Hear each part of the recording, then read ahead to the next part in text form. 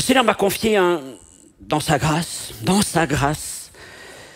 il m'a confié un ministère de la prédication, de l'enseignement, de la parole.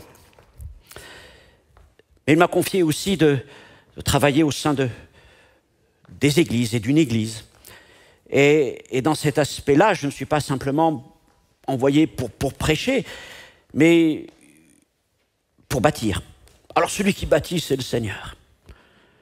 Et dans sa grâce, il me permet de travailler avec d'autres à ses côtés pour bâtir. Et je voudrais vous parler aujourd'hui de ce qu'est ma sensibilité, ma vision, mon projet en quelque sorte pour l'Église. Ce ne sont pas des choses d'aujourd'hui, ce sont des choses qui ont grandi à travers plus de 20 ans de ministère. Et si je partage ce message aujourd'hui, c'est pour donner aussi un contenu spirituel, pour nous permettre de prendre du recul, notamment par rapport à demain. Nous avons notre Assemblée Générale de printemps. Et c'est une grande joie parce que nous allons partager avec l'Église des projets vraiment innovants. Des choses qui ont rarement été faites dans d'autres assemblées et qui vont dans le sens de ce que je veux partager avec vous aujourd'hui. Le titre du message, c'est un titre. Faisons briller nos talents. Faisons briller nos talents. Et je veux donc vous parler de cette vision pour l'Église. Je crois que le Seigneur a fait grandir en moi.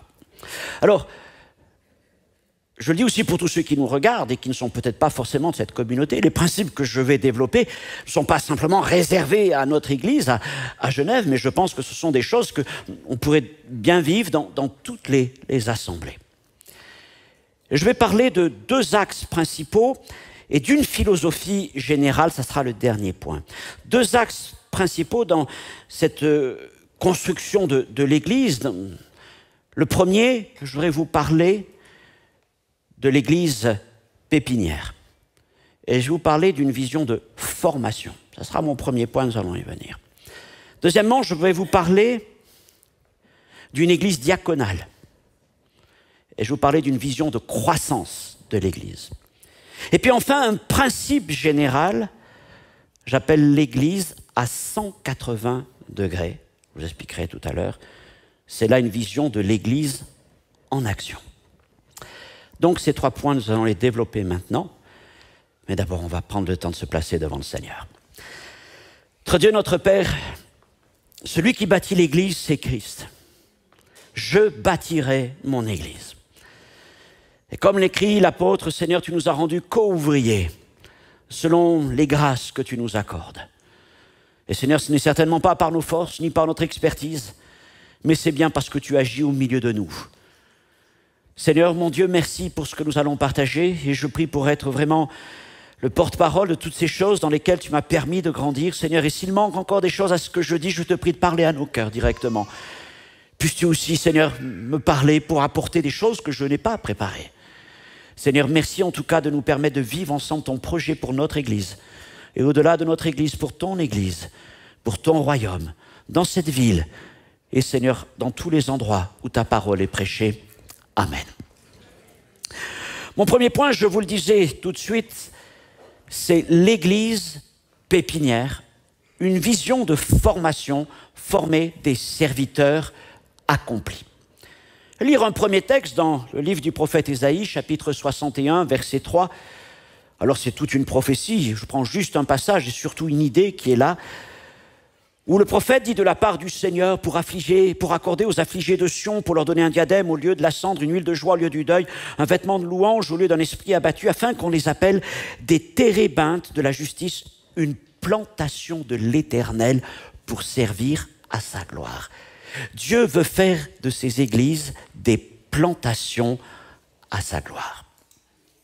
Alors comprenons-le, le Seigneur n'ajoute pas des chrétiens, des frères, des sœurs à une église simplement pour qu'ils viennent s'asseoir sur une chaise ou comme chez nous sur un bout de banc. Dieu fait de nous des membres du corps, c'est-à-dire qu'il va créer des liens entre nous. Mais il est aussi celui qui nous plante dans une assemblée. C'est important de savoir si nous sommes dans la bonne assemblée. savez, tous les arbres ne vont pas dans tous les terrains. Un olivier a besoin d'un environnement particulier, la vigne a besoin d'un autre environnement. Mais et il faut être aussi attentif à ça. On ne choisit pas une église sur un coup de cœur, sur un intérêt ou sur... Non, je pense que c'est un choix éminemment spirituel. Et il faut vraiment avoir dans son cœur une conviction, surtout quand il existe de nombreuses assemblées. Bon, quand dans une région où il y a peu d'églises, le Seigneur nous y envoie. Mais là oui, Seigneur, conduis-moi vers une assemblée. J'espère que c'est quelque chose que vous avez placé dans votre cœur. Et Dieu nous plante dans une assemblée, nous plante dans une église, afin que nous puissions bien sûr y grandir. Afin que nous devenions, et c'est un mot, alors on l'a étudié, un peu technique, mais on le trouve en tout cas dans les paraboles et dans le Nouveau Testament, il est un peu désuet aussi, c'est le mot intendant. Ça revient souvent dans la bouche de Jésus, mais dans nos traductions. Mais je pourrais le traduire d'une manière un peu plus contemporaine par gestionnaire, administrateur, manager, des officiers de son royaume, des chargés d'affaires de son royaume. Dieu nous considère comme des chargés d'affaires de son royaume. C'est-à-dire que nous sommes des gens importants dans son Église. Nous ne sommes pas là simplement pour que notre nom soit inscrit sur un rôle d'Église ou pour venir aux réunions. Non, nous sommes là parce que Dieu veut nous envoyer, nous employer dans les affaires de son Église, dans les affaires de son royaume. Tu as une grande valeur. Tu es un officier du royaume de Dieu. Alors pour cela, Dieu suscite des hommes qu'il qualifie avec des dons particuliers. C'est ce que Paul nous dit dans Éphésiens 4, verset 11. Il suscite des apôtres, des prophètes, des évangélistes, des pasteurs et docteurs. Et leur mission, c'est de travailler, il l'écrit, au perfectionnement des saints. Qu'est-ce que c'est que ce mot perfectionnement? C'est une idée d'équiper, de former, d'accompagner, d'engager. Et c'est notre mission. Tout cela dans le but... Il l'écrit un peu plus loin dans 2 Timothée chapitre 3 verset 17, vous l'avez là, afin que l'homme de Dieu, la femme de Dieu, soit accompli et propre à toute bonne œuvre. Accompli, propre et perfectionné, en grec c'est la même famille de mots. Ça ne se voit pas en français, mais en grec c'est les mêmes mots, quasiment. Et le mot accompli veut dire mature, épanoui dans son identité, dans ce qu'il est en Christ. Et propre, ça veut dire rendu capable d'accomplir la mission que Christ lui a confiée par les dons qu'il lui accorde. Et donc, dans l'Église, nous avons cette mission. Dieu vous plante et nous devons travailler à ses côtés à permettre votre croissance. C'est Dieu qui fait croître. Mais, comme Paul l'écrit, certains plantent, d'autres arrosent, d'autres sont là pour accompagner, mais c'est Dieu qui fait croître. Et le Seigneur veut faire de ces églises des plantations à sa gloire. Que notre Église soit une plantation à la gloire du Seigneur. Alors, pas seulement des prédications, de l'enseignement, pas simplement de la gestion, de l'administration. Non, ce qui est important dans ce que nous devons communiquer, dans ce que j'espère pouvoir communiquer à l'Église de la part du Seigneur, c'est 3 mots. Alors, c'est des mots valises et vous y mettez... Parce on y met plein de choses dedans, c'est certain. On n'a pas tous les mêmes valises quand on part en voyage. Hein. On met les affaires et forcément, je mets des choses dans ces termes, des choses qui ne sont pas forcément les mêmes que d'autres y mettent. Mais il est important d'avoir une vision pour savoir vers quoi l'on va, vers où nous allons. D'avoir une dynamique, parce que si on a une vision mais qu'on n'a pas de dynamique, on va nulle part. Et puis je crois aussi, c'est peut-être que la chose la plus importante. Alors, tout ça, c'est des mots un peu très génériques qui sont utilisés de droite et de gauche, mais bon, ce sont des mots importants. Je pourrais parler de fond, je pourrais parler d'atmosphère, je parlerai de culture. Ce qui nous garde ensemble. Et ça, c'est ce que, en tant que responsable d'une église, nous devons communiquer. Parce que enseigner pour enseigner, s'il n'y a rien derrière, finalement, pardonnez-moi, mais on transforme les chrétiens en des gens spirituellement gras, mais il n'y a rien derrière. Mais il nous faut cette vision. Où est-ce qu'on va? Qu'est-ce qu'on veut faire? Il nous faut une dynamique, cet élan. Et ce n'est pas l'homme qui la communique, c'est le Saint-Esprit, parce que sans Saint-Esprit, on ne peut rien faire. Et puis, il nous faut une culture, ensemble. Je vais y revenir.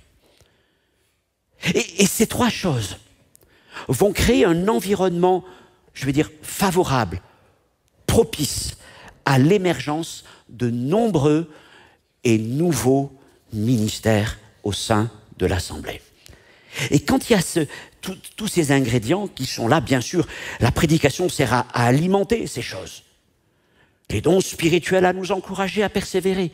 Mais quand ces choses se manifestent, l'Église va devenir une pépinière. Une pépinière. Alors vous êtes déjà peut-être allé voir ces belles exploitations où il y a vous voyez comme ça des pépiniéries, c'est beau à visiter, hein, surtout au printemps, que ce soit les fleurs, les légumes, vous allez dans les serres, et vous voyez toutes ces choses qui sortent de terre. Eh bien, une église doit être une pépinière de laquelle vont sortir de nouveaux serviteurs de Dieu. Des serviteurs, des servantes, qui vont oser quelque part, parce qu'ils sont bien là où ils sont, parce qu'ils sentent que c'est la bonne saison, parce qu'ils sentent qu'ils vont être accueillis. Ils vont quelque part germer. Ils vont germer. Parce que l'environnement est favorable, vous comprenez? Ils vont sortir de leur coquille. Et puis avec le temps, ils vont percer la terre. Et ils vont commencer à croître, à se développer en vue de porter du fruit. Mais il est évident qu'une pépinière, alors surtout pour les plantations les plus fragiles, qui sont des pépinières sous serre, il faut faire attention. Il faut le bon degré d'humidité. Il faut le bon degré de chaleur. Et il faut aussi le bon terreau. Et le pépiniériste professionnel connaît ces choses, parce qu'il sait qu'un moindre degré de différence ou quelques pourcentages d'humidité en trop ou en moins, et il peut perdre une partie des plantations. Combien de fois dans nos églises nous avons pu perdre? Nous avons pu perdre de ces petites pousses qui commençaient à sortir de terre. Des fois parce que nous n'avons même pas fait attention, nous les avons piétinées.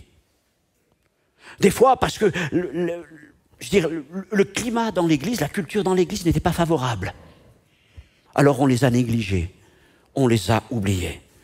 Mais les églises du Nouveau Testament étaient des églises pépinières, de laquelle sortaient régulièrement des serviteurs et des servantes de Dieu, des hommes ou des femmes parfois exceptionnels. Je pourrais parler d'Étienne, de Philippe, d'un couple comme Aquilas et Priscille. Quel ministère extraordinaire ils ont eu, ils sont nés des églises. D'autres étaient des frères et sœurs qui, là où ils ont été, là dans leur assemblée, étaient des éléments importants. Je pourrais parler de Dorcas, de Tabitha à Jopé, de Philémon ou d'Épaphras à Colosse, de Phébé à Sancré. Dans toutes les églises, il y avait des frères, des sœurs qui étaient là, qui grandissaient, parce que ces églises étaient des pépinières de ministère, qui permettaient à chacun de pouvoir avancer dans ce que Dieu lui avait confié, dans un climat de confiance et d'encouragement. Et par la puissance du Saint-Esprit, les églises engendraient constamment des hommes, des femmes, des serviteurs engagés, qualifiés.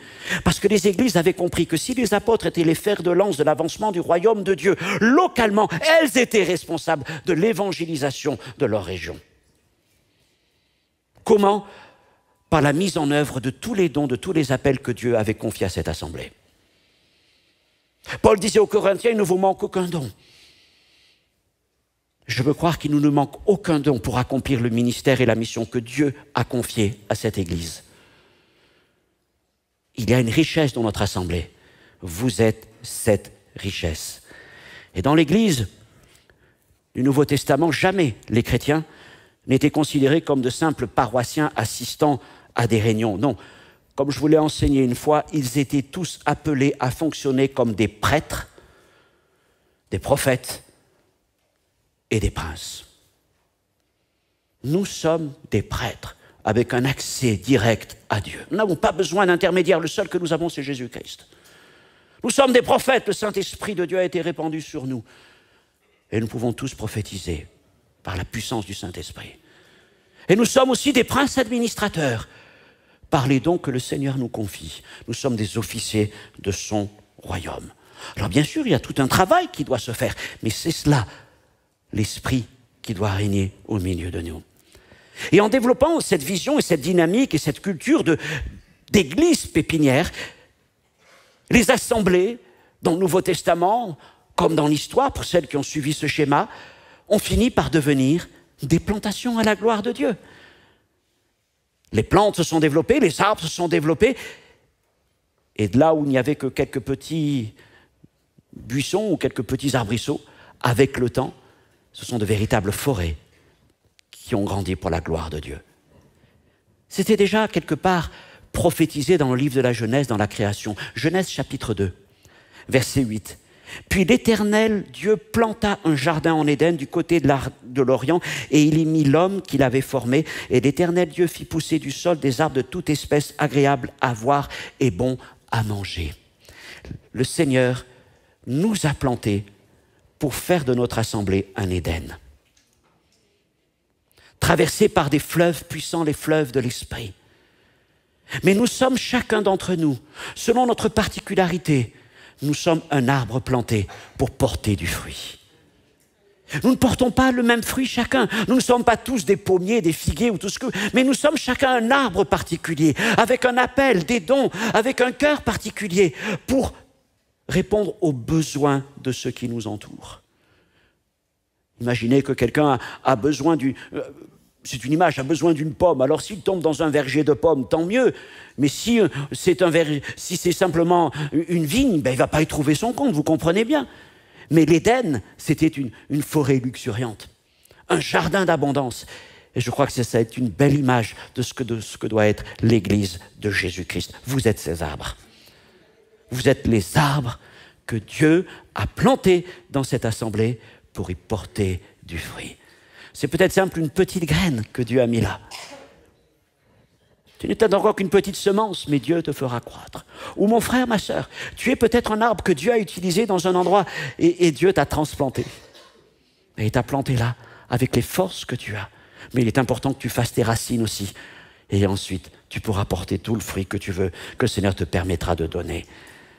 Mais alors pour que notre Église, avant de devenir même une plantation, à la gloire de l'Éternel, notre Église doit être cette pépinière favorable, accueillante, un lieu qui va permettre l'éclosion et l'épanouissement des jeunes pousses. Alors deux choses. Nous devons résolument investir dans cette vision et investir dans la formation. Accompagner ceux qui ont envie de s'engager, ceux qui veulent répondre à l'appel de Dieu, que ce soit des jeunes, des moins jeunes. Mais c'est aussi la responsabilité pour chacun de soutenir cette vision.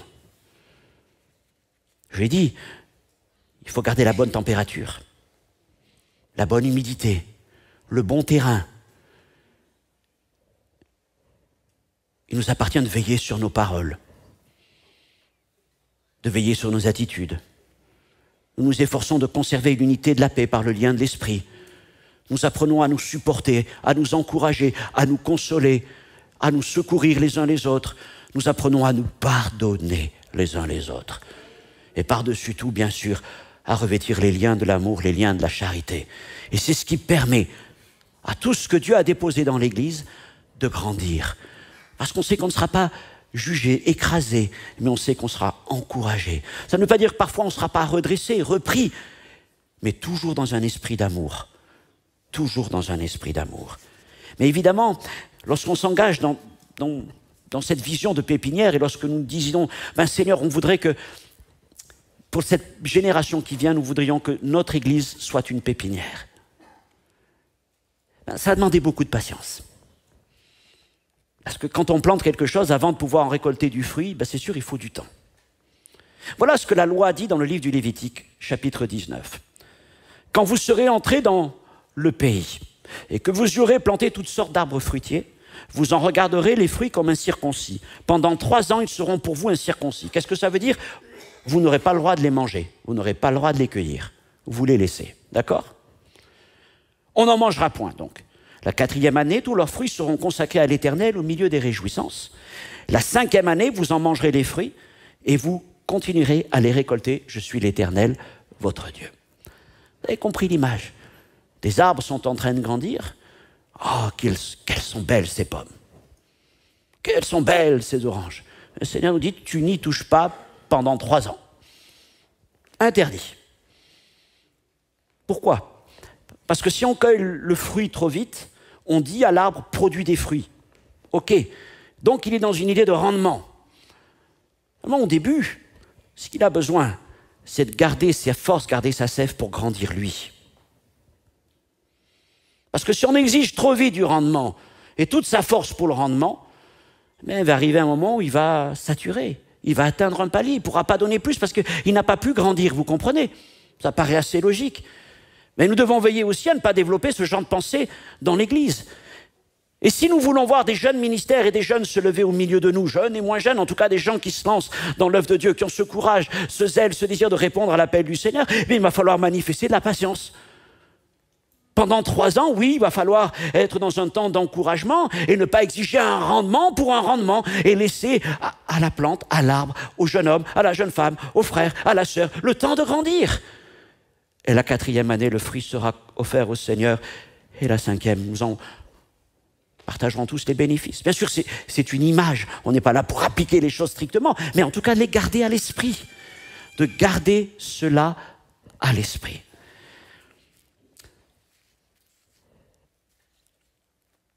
Demain, lors de notre Assemblée générale,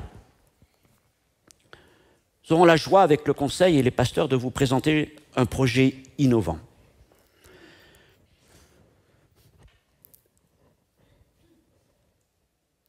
Nicolas et Mélodie sont partis dans leur prochain poste, pas bien loin. Mais derrière eux, ils ont laissé aussi tout un travail. Ils ont travaillé, ils ont arrosé, et des jeunes gens se sont levés. Et les choses étant ainsi, le Seigneur nous a conduits, après plusieurs semaines, même mois de réflexion, de prière, à ne pas vouloir se dire qui va succéder, qui va remplacer, qui va, comme ça, le poste de Nicolas tel quel. Alors, on a pris Jérémie avec nous, bien sûr. Mais ce qu'on a voulu faire, et ce qu'on a proposé, ce qu'on montrera demain, c'est de tout ce travail que Nicolas a laissé. Beaucoup de jeunes se sont levés, et parmi eux, nous en avons retenu 5. On aurait pu prendre d'autres, mais d'autres ont déjà plusieurs activités, mais parmi ces 5 jeunes que nous allons soutenir dans leur formation à la fois théologique, ministérielle, pratique, et puis aussi les soutenir financièrement, pour qu'ils puissent s'engager. Déjà, ils sont engagés, déjà, ils ne comptent pas leurs heures, déjà, ils sont pleinement actifs dans l'Église. Nous aurons la joie de permettre à Jonathan de pouvoir rentrer pleinement dans cet appel, cette grâce qu'il a d'évangéliste. Nous allons le soutenir dans cette vision-là, dans cet appel. Pensons aussi à Elder, l'accompagner encore dans le ministère de louange qui est le sien. Pense à Anaïs qui va travailler dans tout ce qui est la communication aussi de l'Assemblée, cette créativité, ces dons artistiques qui sont les siens. Il y aura aussi David qui est parti en mission là au Ghana pour quelques mois. Et quand il revient, c'est lui qui va être en charge du pôle caté des ados. Donc Jérémie va en être déchargé, c'est David qui va le reprendre. Et puis aussi, on connaît toutes les capacités techniques de David et il va donner un grand coup de main dans tout ce qui est le pôle technique des églises. Donc on bénit le Seigneur pour ça. Et puis Michael, avec les dons d'administrateurs, d'organisateurs qui sont les siens, de gestionnaires, va pouvoir nous aider aussi et dans ça. Donc ce ne sont pas des jeunes inconnus, ce sont les jeunes de l'Église. Pour certains, vous avez été leurs moniteurs, monitrices. Vous êtes leurs amis, vous êtes leurs parents, vous avez prié pour eux, nous avons prié pour eux. Et aujourd'hui, nous sommes heureux de les voir se lever au sein de notre assemblée. C'est une pépinière. Et je veux croire qu'ils sont les premiers de nombreux à venir. Et nous devons prendre soin d'eux pour leur permettre de grandir. Parce que si on veut que Dieu enlève d'autres, il faut prendre soin déjà de ceux qui nous confient. Donc demain, on reviendra plus en détail sur ça. Mais c'est quelque chose qui est vraiment très cher à mon cœur, l'Église pépinière, parce que nous devons travailler à former des serviteurs pour demain. En Suisse particulièrement, il y a un manque terrible de pasteurs, d'évangélistes, de toutes sortes de ministères. On n'a pas suffisamment investi. Il n'y a pas eu cette vision. Alors je suis heureux avec vous de m'engager, de nous engager dans ce projet-là. C'était mon premier point, l'Église pépinière. Deuxièmement, l'Église diaconale. Et là, il est question d'une vision de croissance de l'Église, soutenir la croissance de l'Église. D'abord, je voudrais vous parler de deux types de ministères. J'ai un peu parlé des ministères de la prédication tout à l'heure, apôtres, prophètes, évangélistes, pasteurs et docteurs, Éphésiens 4:11, qui ont la charge de gouverner, d'édifier, d'enseigner par la parole, de chacun selon leur spécificité. Et ce sont des hommes qui sont donnés aux églises, mais qui ne sont pas forcément de l'église locale. Quand on reçoit un ministère comme ça, on est donné aux églises. On peut être là où Dieu nous conduit, suivant sa volonté. Et ces ministères, donc, ont la responsabilité, de participer au gouvernement de l'Église, à la direction de l'Église, en communiquant une vision et un enseignement, bien sûr. Et deuxièmement, ça va être sur la diapo, deuxièmement, une mission d'équipement et de formation des croyants. Comme je disais tout à l'heure, permet d'être accompli et propre à toute bonne œuvre. Voilà. Donc ça, c'est la mission fondamentale de ceux que Dieu qualifie notamment par le ministère de la prédication. Donc ça, ce sont des ministères qui sont donnés aux églises. Et la deuxième grande catégorie de ministères, ce sont les ministères des églises locales. Dans les églises, Dieu lève des hommes et des femmes pour servir son église. Et l'apôtre Paul écrit dans son introduction aux Philippiens, il s'adresse à l'Église, et particulièrement, vous le voyez, il écrit « Paul et Timothée, serviteurs de Jésus-Christ, à tous les saints en Jésus-Christ qui sont à Philippe », et il mentionne les évêques et les diacres. Les évêques, on ne va pas rentrer dans des détails, mais on pourrait remplacer par anciens. Évêques, anciens, c'est à peu près la même chose. Évêques, anciens et diacres. Et ça, ce sont les ministères à l'intérieur de l'Église. Les premiers, les anciens ou les évêques, ont la charge de l'enseignement, de la discipline, de la doctrine. Ce sont les bergers. Ils veillent sur l'Église. Ils veillent sur les croyants. Ils ont un ministère de supervision. Ils ont une vision globale de l'Église. Et nous avons des anciens qui notamment, plusieurs font partie du conseil pastoral, d'autres enseignent, d'autres sont responsables de groupes de prière, etc. Nous avons des anciens sur qui nous pouvons nous appuyer et ils sont précieux dans la vie de l'Assemblée. À côté de ces anciens, nous trouvons ce qu'on appelle les ministères d'assistance, les diacres. Diacre vient du mot diakonos, en grec veut dire serviteur. La première fois que l'on rencontre les diacres, c'est dans Acte 6. Il y avait un problème lié à la croissance de l'Église, c'est que il se trouvait que certaines veuves étaient négligées dans la distribution de la nourriture qui se faisait chaque jour. Et les apôtres ont dit, là on n'y arrive plus. Et les apôtres, c'était à ce moment-là les anciens de l'Église. Ils ont dit, on n'y arrive plus, on ne peut plus tout faire. On ne peut pas à la fois prier, prêcher et faire ce travail social. Donc, nommez parmi vous, choisissez parmi vous 7 frères de qui l'on rend un bon témoignage, qui soit plein d'Esprit Saint, et que nous chargerons de cet emploi. Et le mot emploi, c'est le même qui est utilisé plus loin dans les actes pour besoin. Emploi, besoin. Et donc, dans l'Église, on s'est rendu compte à un moment, l'Église grandissant, qu'il était nécessaire d'avoir des diacres, des gens dévoués, des gens consacrés, qui allaient prendre en charge les besoins de l'Assemblée. Au début, peut-être les besoins sociaux, mais après, toutes sortes de besoins qui se sont manifestés avec le développement de l'Assemblée. Alors, qu'observons-nous dans le Nouveau Testament? Premièrement, une priorité aux anciens. Partout où les apôtres allaient prêcher l'Évangile, notamment l'apôtre Paul, lorsqu'il quittait une église, il voulait laisser derrière lui des anciens.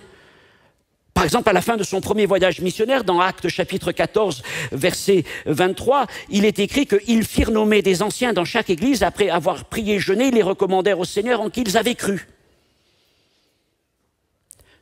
Lorsqu'il quitte l'île de Crète, il a fait une grande mission d'évangélisation, il laisse derrière lui Tite, son associé, son jeune compagnon. Et il dit à Tite, maintenant tu vas finir de mettre en ordre les choses qui restent à régler, tu vas établir des anciens. Il y avait toujours dans les églises nouvelles, dans les jeunes églises, la priorité d'établir des anciens. Pourquoi? Parce qu'il fallait que les églises soient en sécurité. Il fallait des bergers, des hommes spirituels pour garder l'assemblée.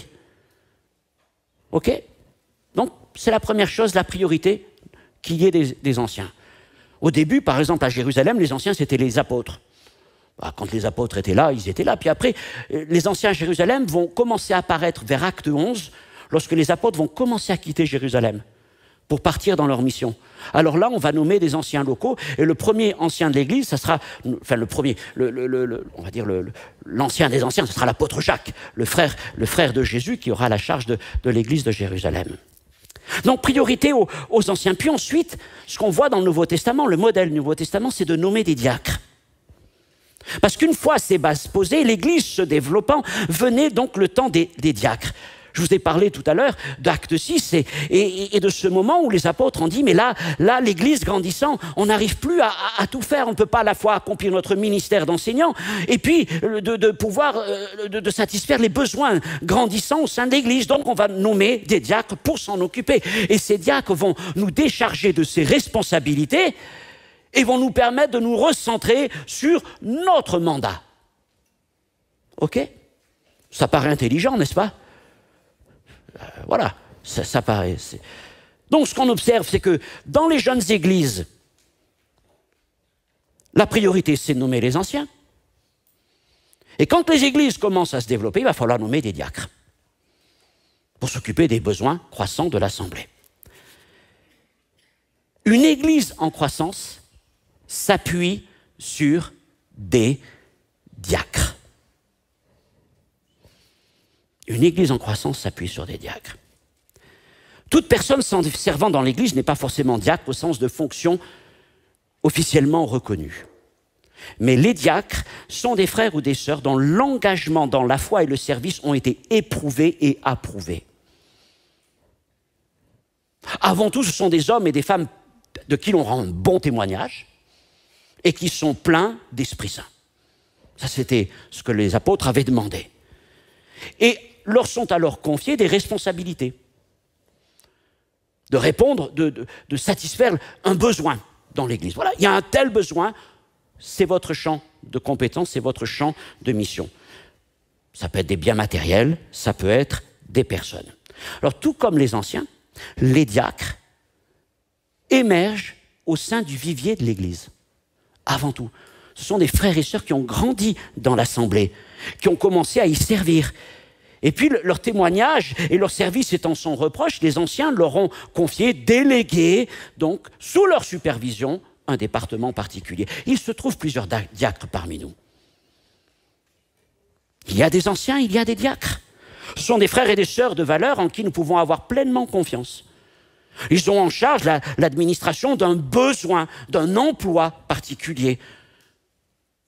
Certains, alors je ne vais pas donner les noms, mais vous les connaissez bien, ça peut être sur les enfants, sur les ados, dans la louange, dans l'administration, dans la gestion du bâtiment, dans la gestion de toute la technique, dans l'évangélisation, dans la prière, dans l'accueil, l'hospitalité. Excusez-moi si je nomme pas tous les mais vous avez compris, et je pense que ici pour notre assemblée, mais peut-être vous qui nous regardez pour votre assemblée aussi, vous êtes capable de mettre des visages et des noms sur des diacres dans votre église.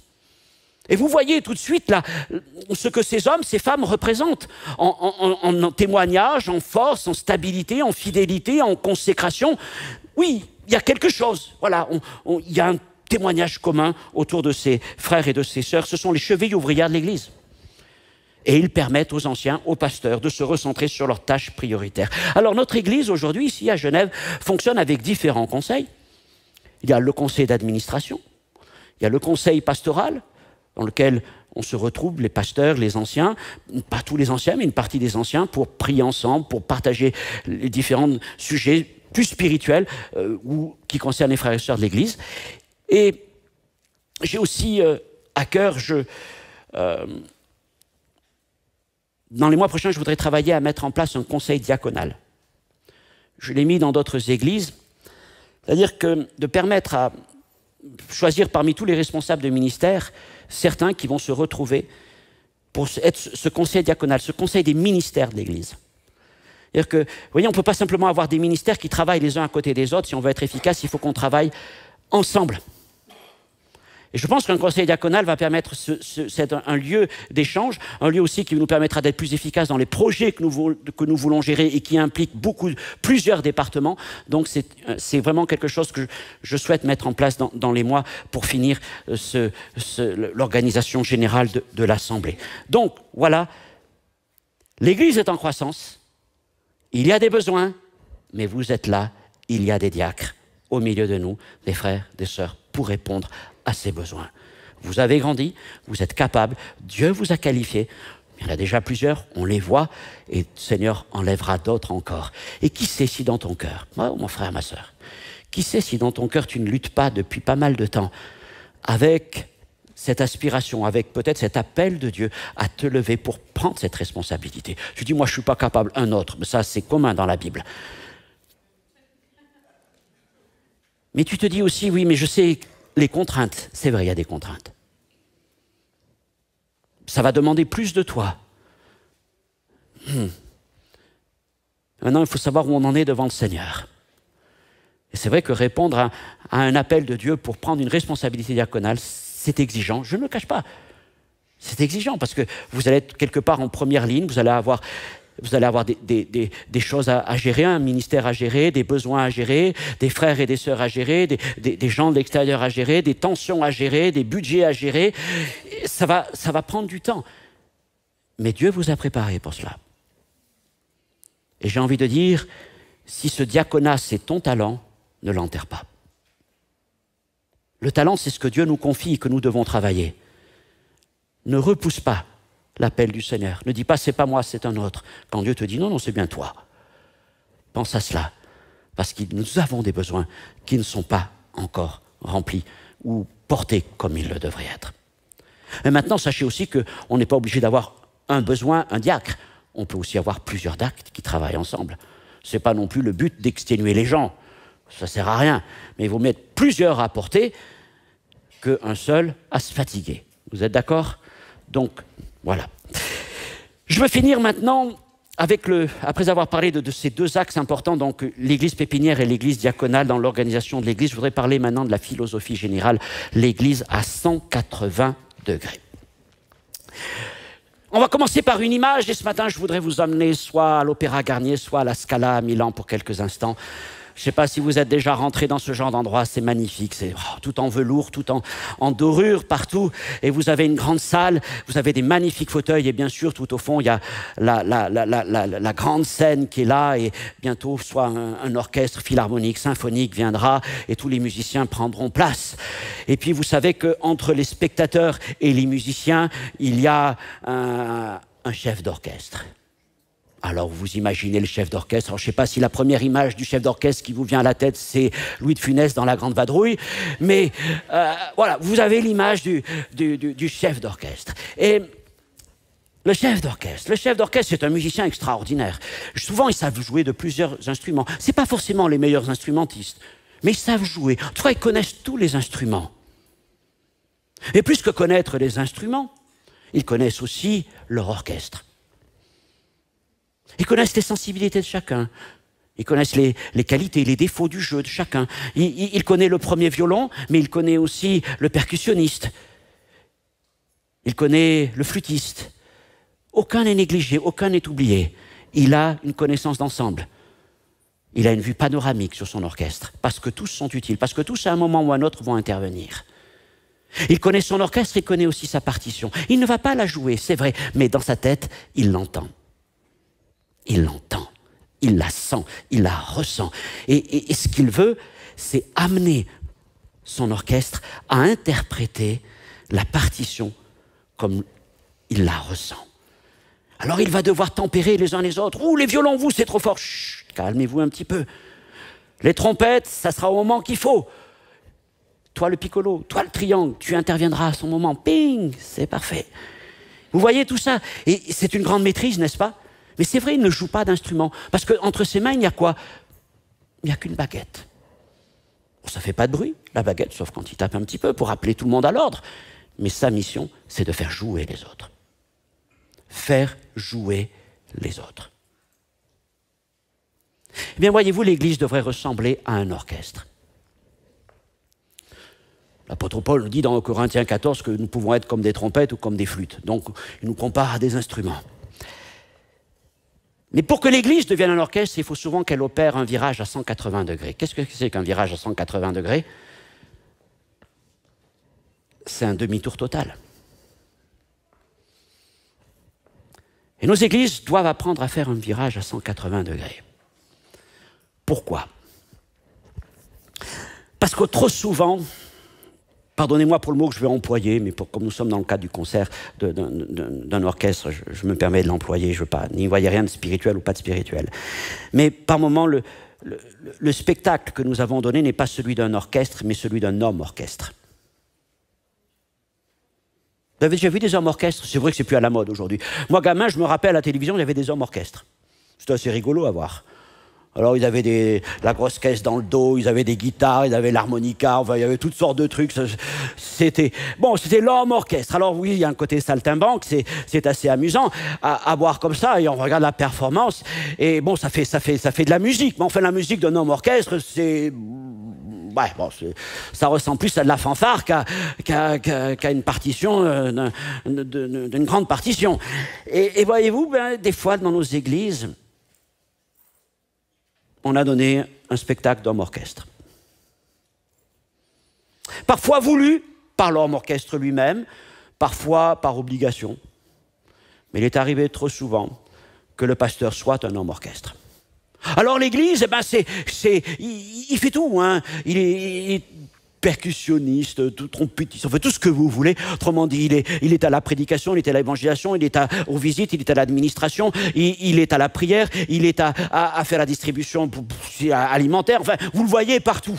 Mais vous le voyez partout, quelque part, vous le voyez nulle part, parce que vous le voyez quand vous pouvez le voir. Le pauvre, il est pris de droite et de gauche. Quand il est là, il devrait être là. Quand il est là, mais pourquoi est-ce qu'il fait ça alors qu'il devrait s'occuper de ça? Enfin, vous voyez, ça c'est ce qui arrive souvent. Et puis, voilà. Bon, c'est le spectacle qui malheureusement a été trop donné dans nos églises. Encore une fois, je dis parfois, ça convenait bien aux pasteurs parce qu'ils voulaient tout contrôler, mais des fois ça convenait bien aussi aux églises parce qu'ils disaient, bon, il y a le pasteur qui fait. Mais personne n'était vraiment satisfait parce qu'encore une fois, on savait très bien que ce n'était pas la plus belle des musiques qu'on donne. Et si on met ça dans le cadre de l'Église, on se dit, mais avec le temps, je pense que nous avons tous compris l'intérêt qu'il y a à décharger le pasteur, je dis pasteur, les anciens, les pasteurs, d'une part des instruments dont ils jouaient. En plus, ce ne sont pas les meilleurs à en jouer dans l'Église. Je vous épargne le fait de conduire la louange. Bon. Vous savez, il y a des endroits où on aurait dit, le pasteur doit conduire les chants. Je préfère que ce soit... Voilà. Pourtant, j'essaie d'aller voir Maître, est-ce que tu me prends la louange? Mais jamais elle veut me prendre la louange. Donc, voilà. Donc, j'ai été recalé. Non, mais vous comprenez, si. Et je vais vous dire, mais c'est bien, parce qu'il y a des gens qui font tellement... Il y a des choses que vous faites tellement mieux que moi. En plus, je n'ai pas le temps de les faire. Mais vous avez le temps de les faire. Et ça me fatigue si je devais faire tout ça. Mais vous me déchargez. Et puis on s'encourage les uns les autres. Et au bout du compte, je veux dire, ce que nous apprenons, c'est que on peut arriver à se décharger de tous les instruments. Bien sûr, il me reste la prédication, parce que c'est mon appel propre. Je me recentre sur ça, sur la prédication, l'enseignement, la vision. Mais je dirais que l'instrument qui me reste entre les mains, vraiment dans la vision qu'on veut donner de l'Église, c'était juste la baguette. Pour permettre à chacun de s'exprimer. Et c'est ça l'Église à 180 degrés. C'est une Église où, c'est vrai même, bon, pendant la période du culte, je viens, je prêche, mais tout le reste du culte, je n'ai pas forcément besoin d'y intervenir. Si vous savez, le culte, le premier culte commence pas à 9h, mais il commence 1h15 plus tôt, parce qu'il y a tous les techniciens qui arrivent, il y a les équipes qui répètent et tout ça, ils se débrouillent très bien sans moi. Et il y a plein de choses comme ça aussi dans la vie d'église, dans plein de ministères. C'est vrai que le mercredi soir, je ne vais pas forcément au groupe Alpha. Jonathan et toutes ses équipes, vous fonctionnez très bien, vous n'avez pas besoin de moi. Et ça peut être pareil dans les groupes de maison et ceci ou cela. Et ce que je veux dire, c'est qu'au fur et à mesure que ça avance, on se tourne. Et ma position, c'est presque d'être là et de vous permettre d'être là. Pas simplement lors du culte, mais dans la vie de l'Église. La musique qui sort de l'Église est celle que vous produisez. Et ma mission, c'est de garder une cohésion de tout ça. Bon, c'est bien, tu joues bien, mais un peu moins fort, parce qu'il y en a d'autres aussi. Vous comprenez ce que je veux dire? Attention à ton tempo, tu décales un petit peu. De garder cette unité, cette vision d'ensemble. Et ça, c'est ce que je considère. Maintenant, je dois quand même dire quelque chose. Parce que ça, c'est ce que je parlais de l'homme orchestre, c'est en gros ma culture d'église en France. Mais il y a une autre culture d'église qui est complètement à l'opposé, qui n'est pas non plus une très bonne culture. Et qui se retrouve, malheureusement, et je le dis, ça vexe un petit peu, mais qu'on retrouve trop souvent en Suisse. C'est la culture où on dit, pasteur, non seulement tu joues plus, mais tu n'as plus la baguette. Tu t'assois à cet endroit, et quand on te dit de parler, tu viens parler, puis tu vas te rasseoir. Mais ça se trouve aussi. C'est-à-dire que le pasteur, les responsables ne sont plus qu'un des éléments parmi d'autres. Mais qui pilote? Ben on essaie de jouer ensemble, mais il n'y a plus personne pour conduire.